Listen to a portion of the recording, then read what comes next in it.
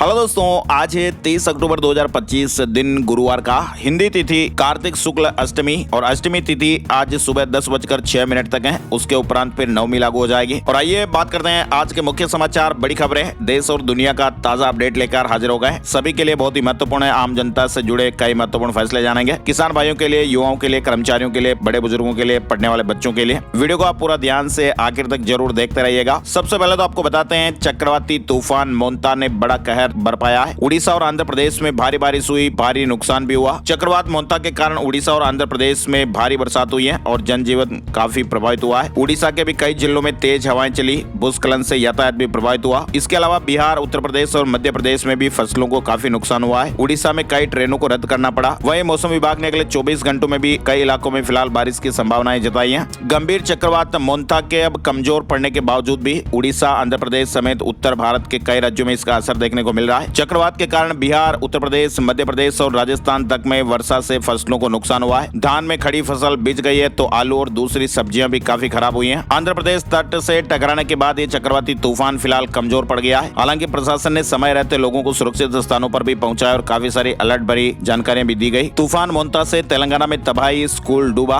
Car और truck तक बह गए, रेलवे स्टेशनों पर भी पानी भर गया। तस्वीरों में आप देख सकते हैं। मौसम विभाग ने कहा कि अब तूफान का असर काफी कम हो गया है, लेकिन जो तस्वीरें और यादें चक्रवाती तूफान मोंता के असर की, आप तस्वीरें अलग अलग देखिए। चक्रवात मोंता आंध्र प्रदेश से गुजरकर उड़ीसा तक पहुंच चुका है और इसका असर अब चारों राज्यों में, आंध्र प्रदेश, तमिलनाडु, पश्चिम बंगाल और उड़ीसा के कई जिलों में देखने को मिल रहा है। तेज तेज हवाएं भी चल रही हैं और किस तरह से ये तस्वीरें अलग अलग सामने आई आप देख पा रहे हैं। कई जगहों पर प्रॉपर्टियों को नुकसान भी हुआ, कारों पर पेड़ गिर गए, खंबे तक उखड़ गए, कई ट्रेनें रद्द हो गई और ऐसे में मुसाफिरों को भी दिक्कतें आई। लोग अपने गंतव्य तक सही समय पर नहीं पहुंच पाए। बिजली भी काफी ज्यादा बाधित हुई, घरों को भी नुकसान पहुंचा है और तबाही के जो निशान है वो निश्चित रूप से तस्वीरों में देखने को मिल रहे हैं। इधर एक और चक्रवाती तूफान क्यूबा भी पहुंचा और ऐसे में यहाँ पर आप देखिए किस तरह से छतों से ये टीन सेट वगैरह उड़ गए और यहाँ तो हवा की रफ्तार 300 किलोमीटर प्रति घंटा तक पहुंच गई थी। 3 कैरेबियन देशों में अब तक इस तूफान से 29 लोगों की जानें जा चुकी हैं। तूफान मेलिसा भी बड़ी तबाही लेकर सामने आया था। यूएन ने कहा कि ये सदी का सबसे ताकतवर तूफान रहा। अमेरिका के मौसम विभाग ने कहा कि मेलिसा की रफ्तार 1935 के लेबर डे तूफान की जितनी रही। 300 किलोमीटर प्रति घंटे की रफ्तार हवा की कितनी होती है आप सोच सकते हैं। क्या पेड़ रहेंगे, क्या गाड़ियां रहेगी, उड़ना तो तय। आप देखिए कई लोगों के घर टूट गए और क्यूबा में तो तूफान आने से पहले वहाँ 7,35,000 लोगों को सुरक्षित स्थानों पर भेज दिया गया था। फिर भी हवा की रफ्तार बहुत ज्यादा तेज थी तो तबाही तो निश्चित रूप से मचनी तय है। तेज हवाओं की वजह से कई घरों को नुकसान पहुंचा है। चलिए आगे बढ़ते हैं। बड़ी खबर आप देखिए, दिल्ली में क्लाउड सीडिंग रोकी गई, 3 ट्रायल कामयाब नहीं रहे।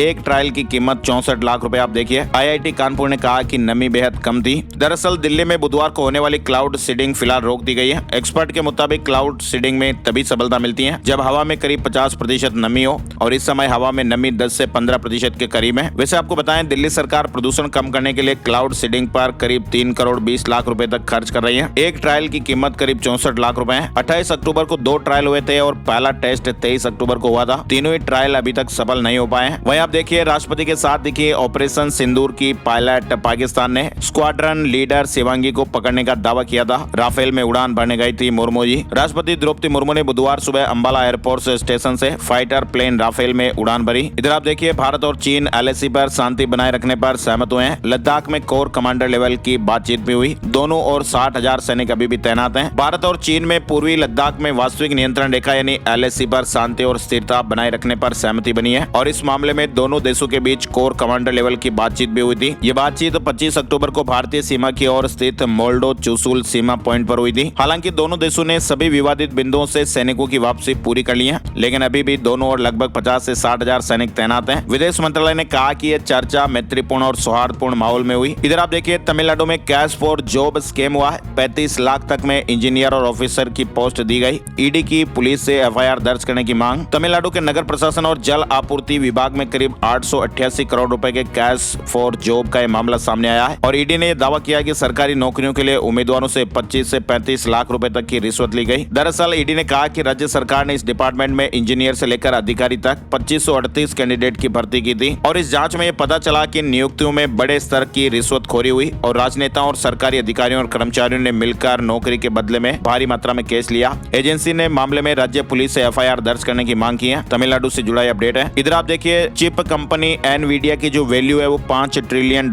के पार हो गई है। ये कंपनी है जिसकी वैल्यू इतनी आप देखिए $5 ट्रिलियन, यानी भारत की GDP से 90 लाख करोड़ रुपए रुपए ज्यादा। ये कंपनी मोबाइल, ड्रोन्स, ऑटोमेटिक गाड़ियों के लिए चिप बनाती है। सेमीकंडक्टर चिप बनाने वाली एक कंपनी है जो अमेरिका में है। एनवीडिया ये आंकड़ा पार करने वाली दुनिया की पहली कंपनी बन गई है, जिसका मार्केट कैप 453 लाख करोड़ रुपए हो चुका है। साथ ही आपको बताएं, पूर्व क्रिकेटर अजहरुद्दीन तेलंगाना सरकार में मंत्री बनेंगे। 31 अक्टूबर को शपथ लेंगे। भारत सरकार थाईलैंड से 500 भारतीयों को वापस लाएगी। म्यांमार सेना ने स्कैम सेंटर्स पर छापे मारे तो भागकर थाईलैंड पहुंचे थे। भारत सरकार ने म्यांमार के स्कैम सेंटर से भागकर थाईलैंड पहुंचे करीब 500 भारतीय नागरिकों को जल्द वापस लाने की प्रोसेस तेज कर दी है। इसके अलावा आप देखिए, एलन मस्क का इंटरनेट, जल्द ही भारत में सीधे सैटेलाइट से इंटरनेट की सुविधाएं मिलने लगेगी। एलन मस्क की जो कंपनी है स्टार लिंक, वो 30 और 31 अक्टूबर को मुंबई में डेमो देने वाली है और इस सैटेलाइट से इंटरनेट की सुविधा की वजह से हर जगह कनेक्टिविटी मिलेगी। यानी दोस्तों, एलन मस्क की कंपनी स्टार लिंक भारत में अपनी सैटेलाइट ब्रॉडबैंड सर्विस लॉन्च करने जा रही है। मुंबई में 30 और 31 अक्टूबर को इसका डेमो रन होगा। वहीं बॉम्बे हाईकोर्ट ने कहा कि नागपुर में धरना स्थल खाली करें। कर्ज माफी पर किसानों का प्रदर्शन हो रहा है, हाईवे तक जाम हो रहे हैं। वहीं सीएम फडणवीस ने कहा कि बातचीत से हल निकालें। महाराष्ट्र के नागपुर में कर्ज माफी की मांग को लेकर जारी किसानों के प्रदर्शन पर बॉम्बे हाईकोर्ट ने स्वतः संज्ञान लिया है। जस्टिस रजनीश व्यास ने सुनवाई करते हुए आदेश दिया कि प्रदर्शन की अनुमति केवल 24 घंटे के लिए दी गई थी। वहीं सीएम देवेंद्र फडणवीस ने अपील की है कि वे किसानों के मुद्दों पर सरकार के साथ चर्चा करें, न कि ऐसे आंदोलन करें जिससे जनता को असुविधा हो। बच्चू कड्डू से अपील की गई है। आपको बताएं, मंगलवार को भी हजारों किसान नागपुर हैदराबाद हाईवे NH 44 पर उतर आए थे और उन्होंने करीब 7 घंटे तक हाईवे को जाम कर दिया था। वहीं राजनाथ सिंह ने कहा कि विपक्ष ने वक्फ बोर्ड को लेकर झूठ बोला, संसद में बना कानून कोई नहीं हटा सकता। वहीं अमित शाह ने कहा कि बिहार में मुख्यमंत्री की कुर्सी खाली नहीं है। रक्षा मंत्री राजनाथ सिंह बिहार के दरभंगा के हायाघाट में चुनावी सभा में बोल रहे थे। उन्होंने कहा कि विपक्ष हमेशा वक्फ बोर्ड को लेकर झूठ बोलता रहता है। जो कानून संसद में बना है वो बना रहेगा। संसद में बना कानून कोई नहीं हटा सकता। पटना में दिल्ली की सीएम रेखा गुप्ता का रोड शो भी हुआ और इस दौरान ढोल नगाड़ों पर महिलाएं डांस करती दिखी। रेखा गुप्ता के आगमन को लेकर समर्थकों में खासा उत्साह भी देखने को मिला है। इधर आरजेडी ने 10 और नेताओं को पार्टी से निकाल दिया है और इनमें एक सिटिंग MLA भी है, 2 पूर्व विधायक भी हैं। 3 दिन में 37 नेताओं को बाहर का रास्ता दिखाया जा चुका है। राष्ट्रीय जनता दल ने बिहार विधानसभा चुनाव से पहले चरण के मतदान से पहले ही 10 और नेताओं को पार्टी से निकाला है। साथ ही आप देखिए, पीएम मोदी ने कहा कि देश का मैरीटाइम सेक्टर ग्रोथ का नया इंजन। प्रधानमंत्री नरेंद्र मोदी बुधवार को मुंबई में चल रहे इंडिया मैरीटाइम वीक 2025 में शामिल हुए। पीएम मोदी ने कहा कि 2016 में शुरू हुआ इंडिया मैरीटाइम वीक आज एक ग्लोबल इवेंट बन गया है और मैरीटाइम सेक्टर भारत की ग्रोथ को आगे बढ़ा रहा है। द ताज स्टोरी पर दिल्ली हाईकोर्ट का बड़ा फैसला, फिल्म पर रोक लगाने की याचिका खारिज हो गई है। रिलीज से पहले ही विवादों में घिरी फिल्म द ताज स्टोरी पर रोक लगाने की याचिका को दिल्ली हाईकोर्ट ने खारिज कर दिया है। कोर्ट ने मामले की तुरंत सुनवाई से इंकार करते हुए कहा कि यह सामान्य प्रक्रिया से ही सुना जाएगा। वहीं उत्तराखंड अधीनस्थ सेवा चयन आयोग के पेपर लीक कांड मामले में सीबीआई ने जांच शुरू कर दी है। सीबीआई की जांच में पेपर लीक से जुड़े मामले में संदिग्ध चेहरों के बेनकाब होने की संभावना है और इसमें कुछ फेमस चेहरे भी शामिल हो सकते हैं। वहीं उत्तराखंड में सड़क पर कुत्तों को खिलाया तो कार्रवाई होगी।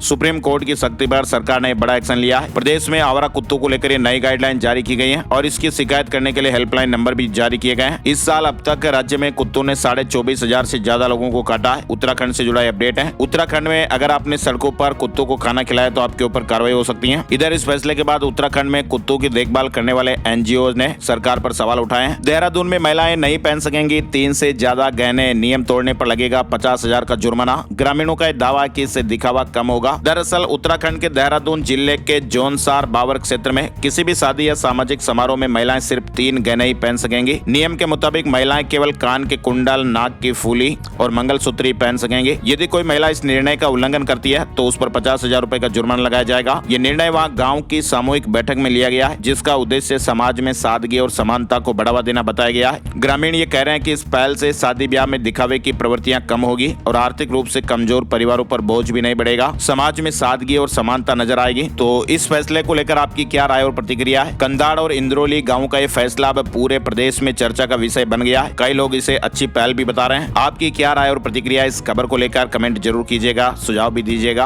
और भारत और रूस के बीच रक्षा सहयोग पर भी बड़ी बैठक हुई है। साझेदारी और मजबूत करने पर सहमति बनी। भारत रूस के बीच रक्षा सहयोग को लेकर दिल्ली के मानेकशा सेंटर में अहम बैठक हुई और इस दौरान दोनों देशों ने अब तक हुए रक्षा सहयोग की समीक्षा की, साथ ही भविष्य में नए क्षेत्रों में मिलकर काम करने पर भी चर्चा की है। वहीं आप देखिए, रूस ने अब बनाया परमाणु ऊर्जा चलित सुपर तारपीडो। समुद्र के भीतर 10,000 किलोमीटर की दूरी तक हमला करने में सक्षम है। परमाणु शक्ति चालित मिसाइल बनाने के चंद रोज बाद ही रूस ने इसी शक्ति से चलने वाला एक तारपीडो बनाने का ऐलान किया है और ये तारपीडो पानी के भीतर 10,000 किलोमीटर की दूरी तय कर दुश्मन देशों के युद्ध पोतों और पनडुब्बियों के लिए काल बनेगा। इसे ट्रैक कर पाना भी मुश्किल है। घायल सैनिकों से मिलने पहुंचे रूस के राष्ट्रपति व्लादिमीर पुतिन ने ये बड़ी घोषणा की। वहीं देखिए आप, ईरान ने फिर शुरू किया न्यूक्लियर प्रोजेक्ट। रिपोर्ट में दावा 10 बमों जितना यूरेनियम छिपाया गया है। खबरें आ रही है, बताया जा रहा कि ईरान ने नतांज के पास पिकैक्स माउंटेन में न्यूक्लियर फैसिलिटी फिर से बनाना शुरू कर दिया है। और एक रिपोर्ट में दावा किया गया कि ईरान ने 400 किलो संवर्धित यूरेनियम छिपाया है, जो 10 परमाणु बमों के लिए काफी है। इधर आप देखिए जम्मू से बड़ी खबर, सरकार ने कर्मचारियों और पेंशन धारकों का महंगाई भत्ता 3% बढ़ा दिया है। नई दर 1 जुलाई से लागू हो जाएगी। जम्मू कश्मीर सरकार ने कर्मचारियों और पेंशन धारकों को राहत देते हुए डीए में 3% की बढ़ोतरी कर दी है। 55 की जगह 58% महंगाई भत्ता मिलेगा। ये संशोधित दरें 1 जुलाई 2025 से प्रभावी होंगी। जुलाई से सितंबर 2025 तक के एरियर का नकद भुगतान अक्टूबर महीने में किया जाएगा। अक्टूबर से ही बढ़ा हुआ महंगाई भत्ता नियमित वेतन और पेंशन में जोड़ दिया जाएगा। वहीं आप देखिए, भारत में अब टैक्सी बुकिंग के दौरान सर्ज प्राइसिंग का सामना नहीं करना पड़ेगा। सहकारिता मंत्रालय द्वारा समर्थित भारत टैक्सी सेवा शुरू हो रही है, जो ड्राइवरों और यात्रियों के बीच विश्वास बनाएगी। ये सेवा दिल्ली में शुरू होगी और बाद में अन्य शहरों में भी उपलब्ध होगी। यानी अब टैक्सी बुक करते समय अचानक किराया नहीं बढ़ेगा। सरकार के इस कदम से ओला और उबर को भी तगड़ा झटका लगेगा। हमारे देश की अब पहली सहकारी टैक्सी सेवा शुरू होगी और इसके लिए अभी तक दिल्ली, गुजरात, महाराष्ट्र और मध्य प्रदेश के 614 टैक्सी ड्राइवरों ने रजिस्ट्रेशन भी करा लिया है। नवंबर के महीने में पायलट के प्रोजेक्ट के रूप में इसकी दिल्ली से शुरुआत होगी। जोधपुर हाईकोर्ट से आसाराम को बड़ी राहत मिली है। बीमारी के आधार पर फिर मिली 6 महीने की जमानत। अदालत ने स्वास्थ्य कारणों का हवाला देते हुए आसाराम को 6 महीने की नियमित जमानत दे दी है और इस बार जमानत अवधि के दौरान पुलिस सुरक्षा भी हटा दी गई है। वहीं आप देखिए, न्यू पेंशन रूल से जुड़ी एक बड़ी खबर। अभी हाल ही में लोक शिकायतें और पेंशन मंत्रालय ने एक सर्कुलर जारी किया है। इस सर्कुलर के अनुसार अब 80 साल से ज्यादा उम्र के पेंशनर्स को अनुकंपा भत्ता या अतिरिक्त पेंशन का लाभ मिलेगा। मंत्रालय ने पेंशन वितरण में आसानी लाने के लिए नए दिशा निर्देश भी जारी कर दिए हैं। वहीं महाराष्ट्र सरकार ने राज्य के सभी विद्यालयों में वंदे मातरम के संपूर्ण स्वरूप में गायन करने का निर्णय लिया है। यह आदेश बंकिम चंद्र चट्टोपाध्याय द्वारा रचित वंदे मातरम गीत की रचना के 150 वर्ष पूर्ण होने के उपलक्ष्य में जारी किया गया है। यानी इसके साथ ही अब स्कूलों में वंदे मातरम के इतिहास पर आधारित प्रदर्शनी लगाने के भी निर्देश दिए गए हैं। सरकार ने शिक्षा विभाग को पत्र भेज दिया है। इधर आप देखिए, महंगाई भत्ते में 2 रुपए प्रति पॉइंट की दर से 178 पॉइंट की बढ़ोतरी की गई है। केंद्र सरकार ने सार्वजनिक क्षेत्र की कंपनियों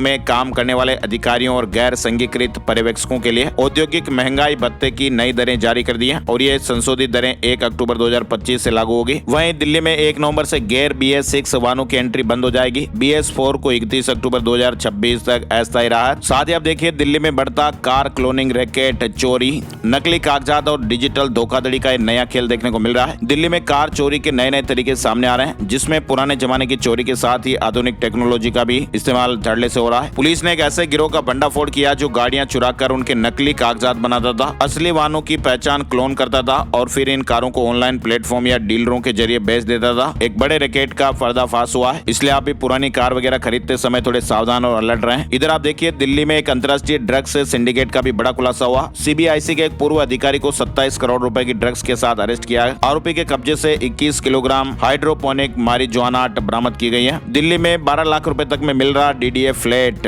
DDA जन साधारण आवास योजना के तहत 11,80,000 रुपए तक की शुरुआती कीमत में फ्लैट लाया है। ये फ्लैट नरेला, रोहिणी और शिवाजी मार्ग जैसी लोकेशन पर मिलेंगे। बुकिंग 7 नवंबर 2025 से पहले आओ पहले पाओ के आधार पर शुरू हो जाएगी। वहीं अखिल भारतीय विद्यार्थी परिषद ने जवाहरलाल नेहरू विश्वविद्यालय छात्र संघ चुनाव 2025 के लिए अपने प्रत्याशियों की घोषणा कर दी है। संगठन ने विकास पटेल को अध्यक्ष, तान्या कुमारी को उपाध्यक्ष, राजेश्वर कांत दुबे को महासचिव और अनुज को संयुक्त सचिव पद के लिए उम्मीदवार बनाया है। वहीं NCERT से जुड़ी एक बड़ी खबर आई है। NCERT ने साइंस सिलेबस में आयुर्वेद को शामिल किया है। कक्षा 6 से 8वीं तक की किताबों में नए अध्याय जोड़े गए हैं, जो दिनचर्या, ऋतुचर्या और समग्र स्वास्थ्य पर आधारित हैं। UGC भी उच्च शिक्षा के लिए आयुर्वेद पाठ्यक्रम तैयार करेगा। शिक्षक प्रशिक्षण पर भी जोर दिया गया है। ITR से जुड़ी एक बड़ी खबर आ रही है। आयकर विभाग ने बुधवार को कंपनियों और उन करदाताओं के लिए आकलन वर्ष 2025-26 के लिए आयकर रिटर्न दाखिल करने की समय सीमा बढ़ाकर अब 10 दिसंबर कर दी है। आयकर कानून के तहत ऐसे करदाताओं के लिए अपने खातों का ऑडिट कराना और 31 अक्टूबर तक अपनी आय का रिटर्न दाखिल करना जरूरी है। विभाग ने कहा कि ये करदाता 10 नवंबर तक ऑडिट रिपोर्ट दाखिल कर सकते हैं। इसके अलावा एक बेहद ही चौंका देने वाली खबर सामने आई है। मध्य प्रदेश से वर्दी पर एक दाग लगा है। महिला DSP रघुवंशी पर चोरी की FIR दर्ज हुई है। अपने ही दोस्त के घर से चुराए 2 लाख और मोबाइल। भोपाल में महिला DSP कल्पना रघुवंशी पर अपनी दोस्त प्रमीला तिवारी के घर से 2 लाख रुपए और मोबाइल चोरी का आरोप लगा है। CCTV में नकदी की गड्डी लेकर जाती भी दिखी। मीडिया रिपोर्ट्स और खबरों में इस तरह की बड़ी खबरें चल रही हैं। बताया जा रहा कि पुलिस ने FIR दर्ज कर जांच भी शुरू कर दी है।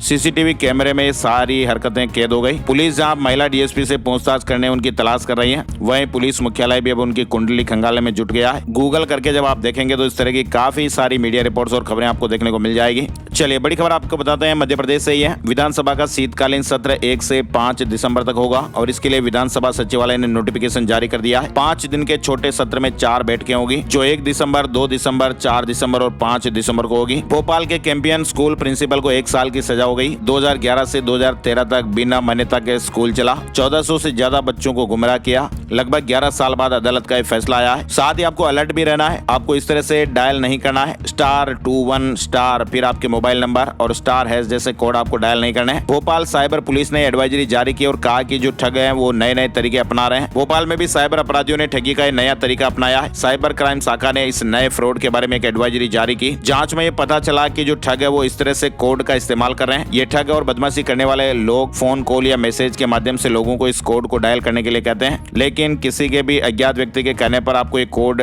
मोबाइल में कभी भी डायल नहीं करना है। अगर आप ऐसा करेंगे तो फिर आपके मोबाइल का कॉल और मैसेज डेटा तक सभी दूसरे व्यक्ति के पास पहुंच जाएंगे। वहीं आप देखिए इंदौर के पालदा में एक नकली घी की फैक्ट्री पकड़ी गई है। 3400 लीटर मिलावटी घी बरामद हुआ। छापे के बाद फैक्ट्री को सील कर दिया गया। एसेंस मिलाकर इसे बनाया जा रहा था। इंदौर के पालदा में ये नकली घी की फैक्ट्री पकड़ी गई। केमिकल को घी में मिक्स किया जा रहा था। असली और नकली घी में एसेंस डालकर बड़ी मात्रा में घी बनाया जा रहा था और उसे असली घी के नाम से बाजार में सप्लाई भी किया जा रहा था। इंदौर के राजा रघुवंशी हत्याकांड से जुड़ी बड़ी खबर आई है। सोनम समेत 5 आरोपियों के खिलाफ आरोप तय हो गए हैं और अब ट्रायल शुरू होगा। इन सभी पर हत्या और सबूत मिटाने के आरोप हैं। अदालत ने आरोपियों के खिलाफ मुकदमा चलाने के लिए पर्याप्त सबूत पाए हैं। पुलिस अन्य 3 आरोपियों के खिलाफ भी आरोप पत्र दाखिल करने की तैयारी में है। चलिए बड़ी खबर आपको बताते हैं, प्रधानमंत्री नरेंद्र मोदी 1 नवंबर को छत्तीसगढ़ आ रहे हैं और वे राजधानी रायपुर में 6 घंटे 45 मिनट तक रहेंगे और इस दौरान पीएम मोदी 6 अलग अलग कार्यक्रमों में शिरकत करेंगे। छत्तीसगढ़ में शिक्षक भर्ती का आदेश जारी हुआ है। 4708 पदों पर भर्तियां होगी। वित्त मंत्रालय से हरी झंडी मिल गई है। व्यापम परीक्षाएं लेगा। साथ ही छत्तीसगढ़ में आप देखिए राज्य सरकार ने वहां सड़कों पर बढ़ते आवारा पशुओं से होने वाले हादसों को गंभीरता से लेते हुए एक राज्यव्यापी अभियान शुरू करने का निर्णय लिया है और इसको लेकर परिवहन विभाग ने इसके लिए SOP तैयार कर जारी कर दिए हैं और इस पहल के तहत अब राज्य के प्रत्येक जिले में उन इलाकों की पहचान की जाएगी जहां पर सड़कों पर आवारा पशुओं की वजह से दुर्घटनाएं सबसे अधिक होती हैं और अब इन क्षेत्रों को अब हाई रिस्क और मॉडरेट रिस्क जोन के रूप में मैप तैयार किया जाएगा। उत्तर प्रदेश के 45 लाख गन्ना किसान भाइयों के लिए गुड न्यूज आई है। योगी सरकार ने 30 रुपए गन्ने की कीमत बढ़ाई, अब 400 रुपए हो गई है। उत्तर प्रदेश के करीब 45 लाख गन्ना किसान भाइयों के लिए खबर है। योगी सरकार ने गन्ने का मूल्य बढ़ा दिया है। प्रति क्विंटल 30 रुपए की बढ़ोतरी हुई है। अगेती प्रजाति के गन्ने का मूल्य 370 रुपए से बढ़ाकर 400 रुपए और सामान्य प्रजाति के गन्ने का मूल्य 360 से बढ़ाकर 390 रुपए प्रति क्विंटल कर दिया गया है। राम मंदिर के शिखर पर लहराएगा 11 किलो का ध्वज, 22x11 फीट का होगा। 26 नवंबर से पूरा मंदिर भी श्रद्धालु देख पाएंगे। अयोध्या में भगवान राम का मंदिर बनकर तैयार हो चुका है। रामलला की प्राण प्रतिष्ठा को 1 साल 9 महीने हो गए। पीएम मोदी 25 नवंबर को श्री राम जन्मभूमि मंदिर के शिखर पर धर्म ध्वजा फहराएंगे। साथ ही आप देखिए 1 नवंबर से लागू होगी वर्टिकल बिजली व्यवस्था। यूपी से जुड़ी खबर है। लखनऊ में 1 नवंबर से वर्टिकल बिजली व्यवस्था लागू होने जा रही है। बिजली विभाग ने लखनऊ में 15 लाख उपभोक्ताओं के लिए 21 हेल्प डेस्क खोलने का भी फैसला लिया। उपभोक्ताओं की सुविधा के लिए इन हेल्प डेस्क पर स्मार्ट मीटर हेल्प डेस्क भी लगाई जाएगी। इधर आप देखिए यूपी बोर्ड एग्जाम में 52 लाख से ज्यादा परीक्षार्थी बैठेंगे। पिछली बार की तुलना में वर्ष 2026 के एग्जाम में 2 लाख परीक्षार्थी कम हुए हैं। साथ ही आप देखिए यूपी को मिले 3 नए निजी विश्वविद्यालय संभल, फतेहपुर और बाराबंकी में शुरू होंगे। कैबिनेट ने मोहर लगाई है। वहीं बांके बिहारी मंदिर से जुड़ा अपडेट भी आया है। हाई पावर कमेटी का निर्णय, आय व्यय का हिसाब देना होगा। दर्शन व्यवस्था में भी बदलाव होंगे। मंदिर की दैनिक आय और व्यय का विस्तृत लेखा जोखा नियमित रूप से रखा जाएगा और माह में उसका हिसाब किताब का कमेटी ऑडिट भी करेगी। उत्तर प्रदेश के युवाओं को रोजगार देने के लिए एक नई पहल करने जा रही सरकार। जी हां, उत्तर प्रदेश में युवाओं को रोजगार देने के लिए अब हर जिले में हर महीने रोजगार मेला लगेगा। कौशल विकास विभाग उद्योगों के साथ मिलकर कोर्सों को अपग्रेड करेगा। ITI संस्थानों में हर महीने की 21 तारीख को प्लेसमेंट ड्राइव आयोजित की जाएगी। छात्रों को औद्योगिक भ्रमण भी कराए जाएंगे और स्किल मित्र पोर्टल पर प्लेसमेंट की जानकारी भी अपडेट की जाएगी। तो यूपी से जुड़ा ये महत्वपूर्ण अपडेट है। साथ ही आप देखिए समाजवादी पार्टी के राष्ट्रीय अध्यक्ष अखिलेश यादव बिहार विधानसभा चुनाव 2025 में महागठबंधन के प्रत्याशियों के लिए 3 नवंबर से प्रचार शुरू करेंगे। वे पूर्वी चंपारण, सिवान और कैमूर में जनसभाएं करेंगे। सपा ने महागठबंधन को समर्थन दिया है और अन्य क्षेत्रों में भी रैलियां करने की योजना है। हरियाणा में कपास किसान ऐप से होगी फसल की खरीद। जी हां, हरियाणा में कपास उत्पादक किसानों किसानों की कपास की जो फसल है उसका पूरा न्यूनतम समर्थन मूल्य देने के लिए एक ऐप कपास किसान तैयार की गई है। किसानों को मेरी फसल मेरा ब्यौरा पोर्टल पर दी गई कपास की जानकारी इस ऐप के माध्यम से सत्यापित करवाकर अपनी फसल बेचने में किसानों को सुविधा देने के लिए कदम उठाया गया है। हरियाणा में इस बार मध्यम रेशे वाली कपास के लिए जो MSP है वो 7,710 रुपए प्रति क्विंटल और लंबे रेशे वाली कपास के लिए 8,110 रुपए प्रति क्विंटल निर्धारित है। साथ ही आपको बताएं, प्रधानमंत्री नरेंद्र मोदी के हरियाणा दौरे से पहले मुख्यमंत्री नायब सैनी ने कैबिनेट मीटिंग बुलाई है। 3 नवंबर को एक कैबिनेट की मीटिंग बुलाई गई है और इस मीटिंग में कई महत्वपूर्ण फैसलों पर मोहर लगेगी। हरियाणा के श्याम भक्तों को भी रेलवे की सौगात। एकादशी पर खाटू जाएगी 2 स्पेशल ट्रेन। कुरुक्षेत्र से जींद के रास्ते 6 जिले कवर होंगे। हरियाणा के श्याम भक्तों के लिए देवउठनी एकादशी पर रेलवे की ओर से 2 स्पेशल ट्रेन चलाई जाएगी। इन ट्रेनों का कुरुक्षेत्र, कैथल, जींद, रोहतक, झज्जर, रेवाड़ी, नारनौल के अलावा गुरुग्राम में भी ठहराव होगा। इन ट्रेनों के 4-4 ट्रिप लगेंगे। खाटू में बाबा श्याम के दर्शन के लिए जाने वाले हजारों श्रद्धालुओं को इससे लाभ मिलेगा। 30 अक्टूबर से 3 नवंबर तक चलने वाले स्पेशल ट्रेन 4-4 ट्रिप लगाएंगी। पंजाब में RTO की सेवाएं 100% फेसलेस हो गई है। पंजाब में RTO दफ्तर की सभी सेवाएं सेवा केंद्रों में शिफ्ट हो जाएगी। लुधियाना में RTO की 100% फेसलेस सेवाओं का उद्घाटन करने के लिए मुख्यमंत्री भगवंत मान के साथ आम आदमी पार्टी के संयोजक और दिल्ली के पूर्व मुख्यमंत्री अरविंद केजरीवाल भी आए। कार्यक्रम को संबोधित करते हुए मुख्यमंत्री भगवंत मान ने कहा कि ये ऐतिहासिक दिन है। सबसे ज्यादा परेशानी RTO दफ्तर में होती थी, वहीं चालान, RC, लाइसेंस आदि के काम करवाने के लिए लोग लंबी लंबी लाइनों में खड़े रहते थे। इसी दफ्तर में सबसे ज्यादा भ्रष्टाचार भी होता था, लेकिन अब सारे काम 100% फेसलेस हो पाएंगे। और जालंधर में 1 नवंबर को स्कूल कॉलेज में आधी छुट्टी। जालंधर में श्री गुरु नानक देव जी के प्रकाश उत्सव के उपलक्ष्य में आगामी 1 नवंबर को नगर कीर्तन का आयोजन किया जाएगा। कार्यक्रम के मद्देनजर जालंधर के DC ने धार्मिक भावनाओं का सम्मान करते हुए आदेश जारी किए हैं। 1 नवंबर को दोपहर 12 बजे के बाद जिले के सभी सरकारी और निजी स्कूलों एवं कॉलेजों में विद्यार्थियों और स्टाफ के लिए आधे दिन की छुट्टी रहेगी। साथ ही आपको बताएं, देश में पहली बार बिना टांका लगाए अपेंडिक्स की सर्जरी। यूपी कानपुर से जुड़ा महत्वपूर्ण अपडेट आ रहा है। GSVM मेडिकल कॉलेज के सर्जरी विभाग की छात्रा डॉक्टर अपूर्वा माथुर के अपेंडिक्स की सर्जरी को बिना टांके और रक्त स्राव करने के शोध को वैश्विक पहचान मिल रही है। इसके अलावा एक बड़ी खबर आई है राजस्थान से। राजस्थान हाई कोर्ट जोधपुर ने यूनाइटेड इंडिया इंश्योरेंस कंपनी के एक अपील को खारिज करते हुए मोटर दुर्घटना पीड़ित परिवार को 20,20,000 रुपए का मुआवजा बरकरार रखा है। कोर्ट ने अपने फैसले में LMV यानी लाइट मोटर व्हीकल लाइसेंस धारक लाइट ट्रांसपोर्ट व्हीकल यानी LTV चला सकता है, बशर्ते गाड़ी का वजन 7,500 किलोग्राम से कम हो। तो ऐसे में कोर्ट ने कहा कि LMV लाइसेंस से लाइट ट्रांसपोर्ट गाड़ी चलाना वैध है। बीमा कंपनी की अपील खारिज हो गई है और हाई कोर्ट ने 20 लाख का मुआवजा बरकरार रखा। इधर आप देखिए, बसों के सफर से परहेज हो रहा है। आजकल जिस तरह से स्लीपर बसों में जो हादसे सामने आ रहे हैं, यात्रियों में अब डर सा माहौल हो गया है। AC स्लीपर बसों में 15% तक टिकट कैंसिल देखे जा रहे हैं। स्लीपर बसों में लगातार आगजनी की घटनाओं, आग लगने की घटनाओं के बाद यात्री अभी दहशत में है और स्लीपर बसों में सफर करने से यात्री अब डर रहे हैं। राजस्थान से जुड़ी खबर देखिए, अंता उपचुनाव में अरविंद केजरीवाल ने नरेश मीणा को समर्थन दिया।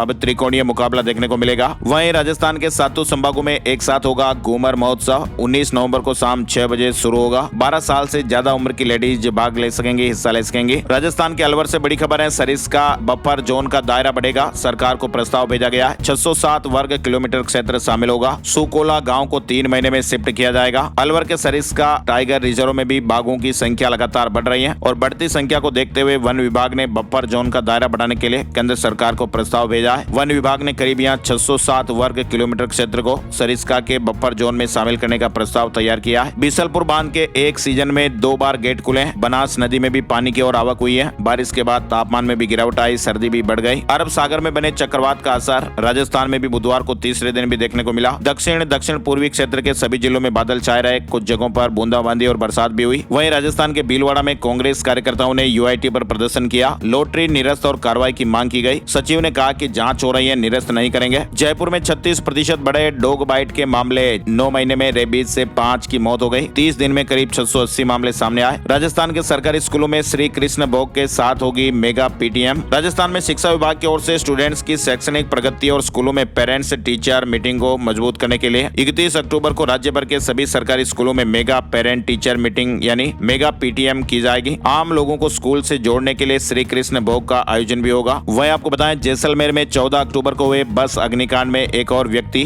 पीर मोहम्मद जिंदगी की जंग हार गया और अब इस बस से हादसे में जान गंवाने वालों की जो संख्या है वो 28 हो चुकी है। राजस्थान में आप देखिए, माध्यमिक शिक्षा निदेशालय ने कक्षा 9वीं से 12वीं कक्षा के हजारों छात्रों और शिक्षकों की चिंता को दूर कर दिया है। आगामी 20 नवंबर से शुरू होने वाली अर्धवार्षिक परीक्षा में तय कोर्स को ही शामिल किया जाएगा और इसमें उतने ही कोर्स से प्रश्न पूछे जाएंगे जो औसत औसतन स्कूलों में पूरे हो चुके हों, जैसे 40, 50 या 60% तक। वहीं राजस्थान में भर्तियों को लेकर चयन बोर्ड की एक और नई तैयारी भी हो रही है। फर्जीवाड़ा रोकने के लिए रिजल्ट में भी अब अभ्यर्थी की फोटो दिखेगी। दिल्ली में होगी 5346 टीजीटी शिक्षकों की नियुक्ति। सीएम रेखा गुप्ता ने यह बड़ा ऐलान किया है। IBPS क्लर्क भर्ती में वैकेंसी की संख्या बढ़कर 13,000 से अधिक हो गई है। पहले जो वैकेंसी थी वो 10,277 की थी, अब ये बढ़कर 13,533 हो गई है। 3200 से ज्यादा और पदों को जोड़ा गया। वहीं असम में टीचर्स के 10,673 पदों पर भर्ती का नोटिफिकेशन जारी हो चुका है। अब आपको बताते हैं शेयर मार्केट से जुड़ा अपडेट। सेंसेक्स 368 अंक चढ़कर 84,997 पर बंद हुआ। निफ्टी में करीब 117 अंकों की तेजी रही और ये 26,054 के स्तर पर बंद हुआ है। बात कर लेते हैं सोने चांदी के भाव। 10 ग्राम सोने की कीमत 2,585 रुपए बढ़कर 1,20,628 रुपए हो गई। चांदी के दाम 4,737 रुपए बढ़कर 1,46,633 रुपए प्रति किलोग्राम पर हो गए। और अब एक नजर आज का राशि बल। आज 30 अक्टूबर गुरुवार के ग्रह नक्षत्र ध्वज योग बना रहे हैं। इस शुभ योग के प्रभाव से मेष राशि वालों के लिए लाभदायक ग्रह की स्थितियां रहेगी। मेहनत के भी अच्छे रिजल्ट मिलेंगे।